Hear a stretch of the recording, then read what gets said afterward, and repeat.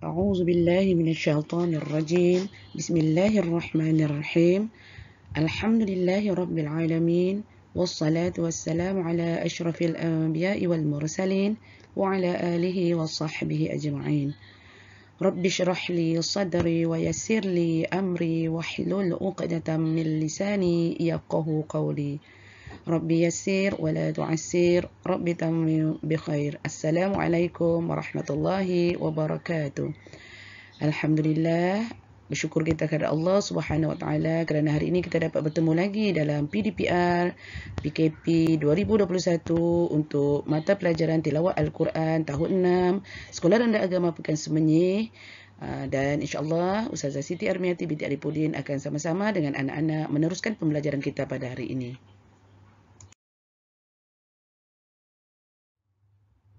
Alhamdulillah, hari ini adalah hari Isnin, 1 Mac 2021 bersamaan dengan 17 Rejab 1442 Hijrah. Jadi marilah kita sama-sama membuka majlis pembelajaran kita pada hari ini dengan membaca Ummul Kitab Al-Fatihah. A'udzu billahi minasyaitonir rajim. Bismillahirrahmanirrahim. Alhamdulillahi rabbil alamin. الرحمن الرحيم مالك يوم الدين إياك نعبد وإياك نستعين اهدنا الصراط المستقيم صراط الذين أنعمت عليهم غير المغضوب عليهم ولا الضالين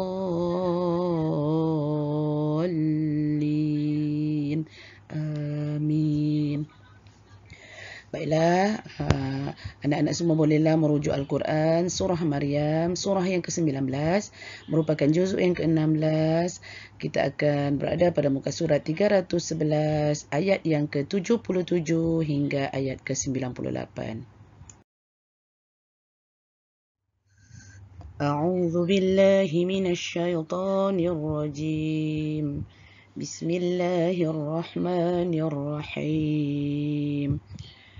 أفرأيت الذي كفر بآياتنا وقال لأوتين مالا وولدا أطلع الغيب أم اتخذ عند الرحمن عهدا كلا سنكتب ما يقول ونمد له من العذاب مدا ونرثه ما يقول ويأتينا فردا واتخذوا من دون الله آلهة ليكونوا لهم عزا كلا سيكفرون بعبادتهم ويكونون عليهم ضدا ألم تر أنا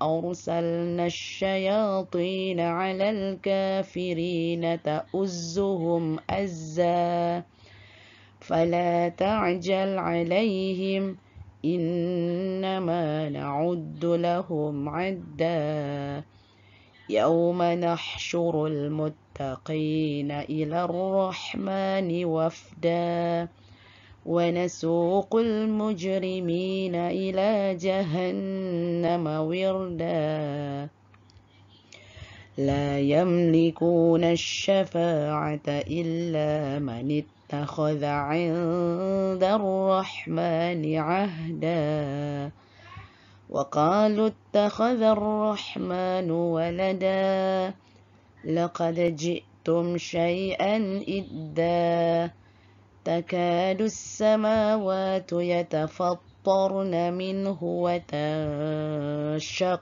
الأرض وتخر الجبال هدا أن دعوا للرحمن ولدا وما ينبغي للرحمن أن يتخذ ولدا إن كل من في السماوات والأرض إلا آتي الرحمن عبدا لقد أحصاهم وعدهم عدا وكلهم آتيه يوم القيامة فردا إن الذين آمنوا وعملوا الصالحات سيجعل لهم الرحمن ودا فإنما يسرناه بلسانك لتبشر به المتقين وتنذر به قوما لدا وكم أهلكنا قبلهم من قرن هل تحس منهم من أحد أو تسمع لهم ركزا.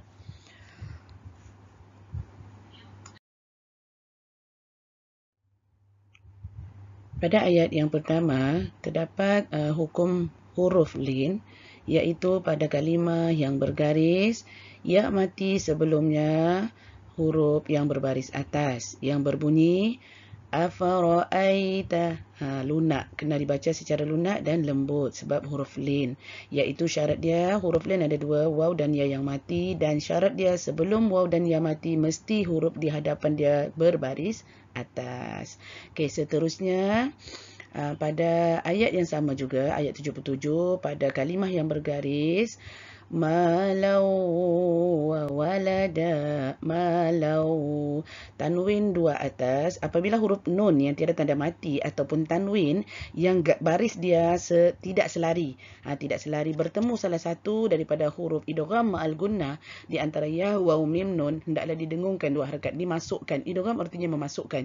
Jadi hukum kat sini ialah idgham ma'al gunnah. Oleh kerana huruf yang ditemui adalah huruf idgham ma'al gunnah, jadi hendaklah dimasukkan secara idgham ma'al gunnah, iaitu didengungkan ma'al gunnah berserta dengung dua harakat. Jadi jadilah bacaan dia waqala la'utayanna malau wa walada. Masukkan bunyi dengung itu.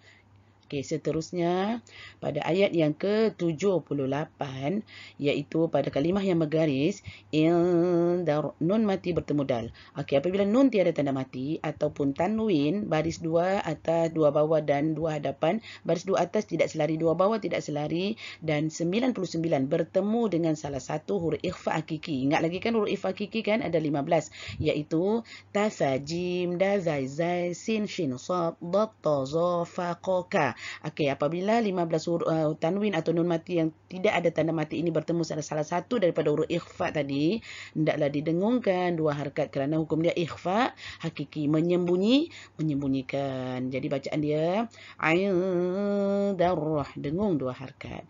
Baik, pada kalimah Rahmani. Okey, di sini terdapat mad asli kalimi. Mad asli kalimi ni arti dia huruf mad bertemu dengan salah satu huruf hijaiyah, alif hingga ya dalam satu kalimah. Hendaklah dipanjangkan dua harakat pada kalimah Rahmani. Okey, seterusnya pada ayat yang ke 79 pada kalimah yang berbunyi wa namuddu lahu minal dhamir mufrad muzakkar. Ini hukum apa kat sini ni? Maksilah qasirah, maksilah kecil. Dhamir, apabila dhamir mufrad muzakkar bertemu selain hamzah qata, huruf apa-apa sahaja dia boleh bertemu melainkan hamzah qata. Tak boleh huruf hamzah. Jadi dinamakan maksilah qasirah, hendaklah dipanjangkan dua harakat sahaja. Wa namuddu lahu minal. Okey, seterusnya pada kalimah yang bergaris ayat ke-81 yang berbunyi alihata. Okey, pada kalimah ini terdapat hukum mad badal. Mad badal, apa dia mad badal? Okey, mad badal ini terjadi apabila berhimpun dua hamzah dalam satu kalimah, yang mana hamzah pertama hendaklah berbaris dan hamzah kedua ditukarkan kepada huruf mad. Jadi asal perkataan aliha tu adalah aaliha. Tetapi kita tukarkan hamzah yang kedua tu menjadi huruf mad. Jadi panjangkan dua harakat aliha. Okey, faham ya? Seterusnya di sini juga akan berlakunya hukum mad jaiz munfasil. Ingat lagi tak? Mad jaiz munfasil pada ayat yang ke-83 yang berbunyi alam tara anna arsalna. Panjang mad jaiz ini 4 atau 5 harakat. Apakah dia mad jaiz? Mad jaiz ialah apabila huruf mad bertemu dengan hamzah dalam dua kalimah. Jadi huruf mad di akhir kalimah pertama bertemu dengan huruf hamzah di awal kalimah kedua. Akan berlakulah mad jaiz munfasil. Panjang harakat dia 4 atau 5 harakat. Okey, seterusnya pada ayat ke-89. Laqad ji'tum syai'an idda. Syai'an. Tengok tak syai'an tu? Okey, kalau anak-anak tengok pada kalimah syai'an, ayat 89, berlakunya hukum izhar khalqi. Izhar khalqi, cara bacaan dia hendaklah baca dengan jelas, nyata, terang, tanpa dengung. Okey, jadi apabila nun mati, ada tanda mati, ataupun baris dua tanwin atas kaki selari, baris dua bawah kaki selari, baris selari, dan 69.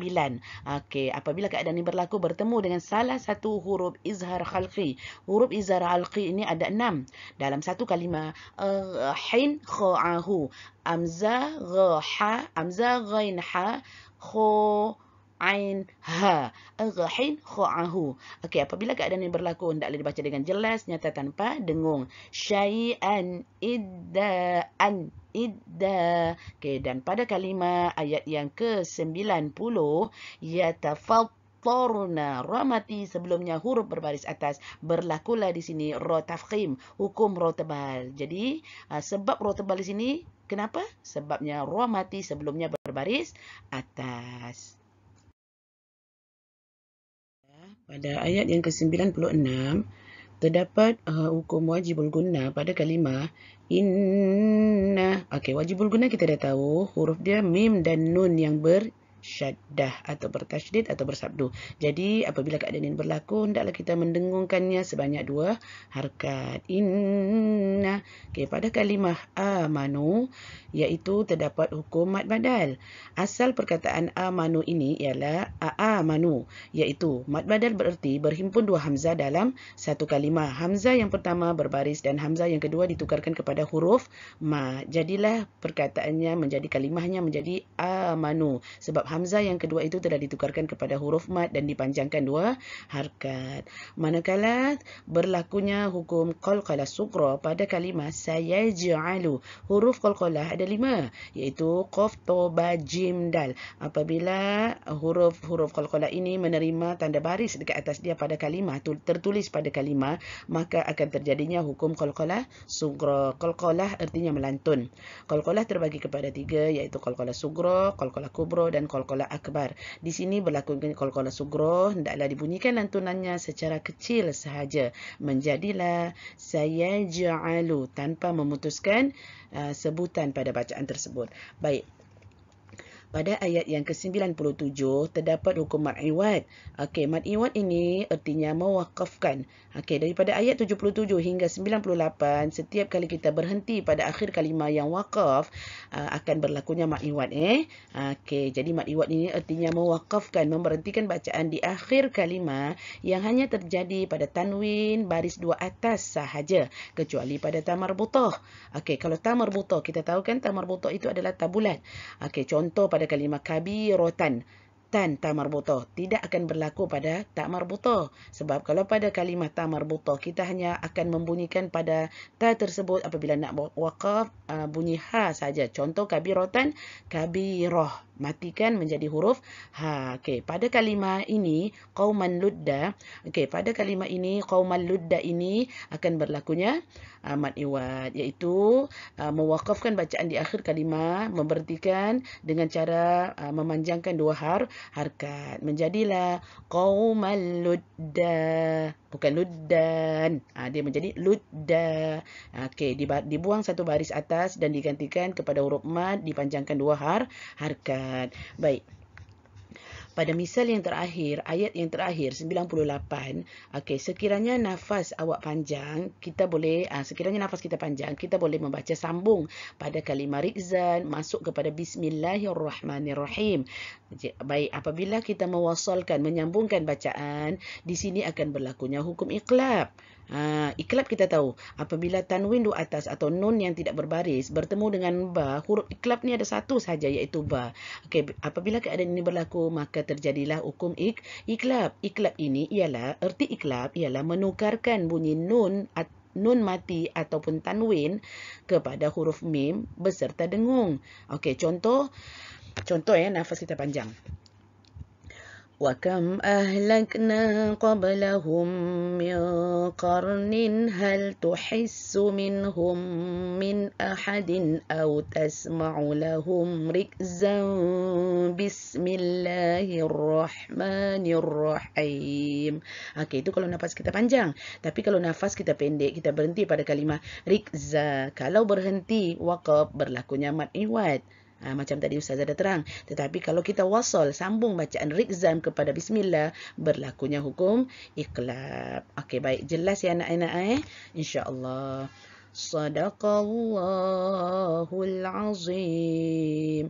Kita tangguhkan majlis ilmu kita pada hari ini dengan membaca tasbih kafarah dan surah Al-Asr. Bismillahirrahmanirrahim. Subhanakallahumma wa bihamdika ashhadu an la ilaha illa anta astaghfiruka wa atubu ilaik. Bismillahirrahmanirrahim. Wal 'asr innal insana lafi khusr illa alladhina amanu wa 'amilus salihat wa tawasaw bil haqq وتواصوا بالصبر آمين يا رب العالمين. صدق الله العظيم. السلام عليكم ورحمة الله وبركاته.